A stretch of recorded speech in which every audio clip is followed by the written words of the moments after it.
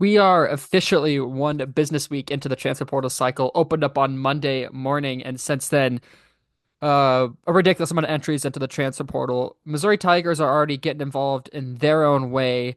Um, Aiden Shaw forward enters the portal. They quickly follow up and replace that with Loyola Marymount, former Loyola Marymount, and Pepperdine forward Javon Porter, who I discussed earlier in the week. So it looks like that role is set, but there was clearly a need for other moves in the transfer portal that looks like the Tigers are going to make. I have a long, long list we're going to run down really quick through week one of who the Tigers are pursuing in the transfer portal and maybe any other information that we need to know one weekend about guys or names that could potentially stand out.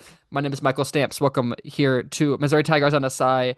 Happy Saturday, happy Elite Eight basketball day to those who celebrate. Let's run down a long, long list of guys and see maybe there's some that stand out. So, uh, no public information yet on visits or anything like that, but a few names stood out to me as far as fits go and the type of players that Dennis Gates and his staff have brought in the transfer portal over past seasons. That list and purely my opinion here. Devin Askew, point guard from Long Beach State. Nick Pringle, South Carolina. Forward, previously at Alabama. Cameron Fletcher, forward from Xavier. He has stops at Kentucky and Florida State as well. He's a St. Louis native. Might make sense there. He could shoot. He could score.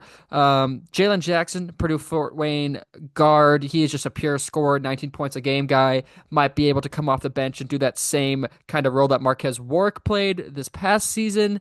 Jalen Washington, North Carolina forward, former five-star recruit. He is a big guy, pushing 7 feet tall, around 250 pounds. Might be a guy that can step in and play that true center role. It's what he did for North Carolina in a more rotational sense, but might be his job if he were to come to Missouri.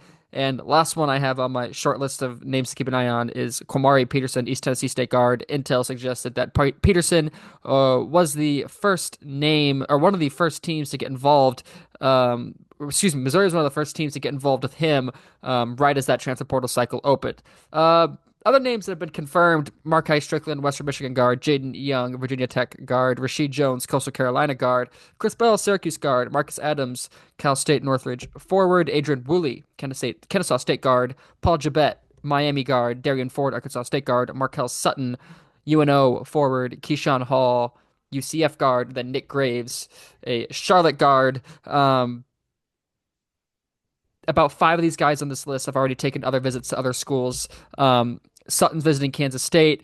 Adams is visiting a West Coast school. Keyshawn Hall has, online visits with Auburn and Kansas. So maybe, and Woolley took a visit to Louisville. So maybe names you could start to cross off that list a little bit there. That's really all the information I have.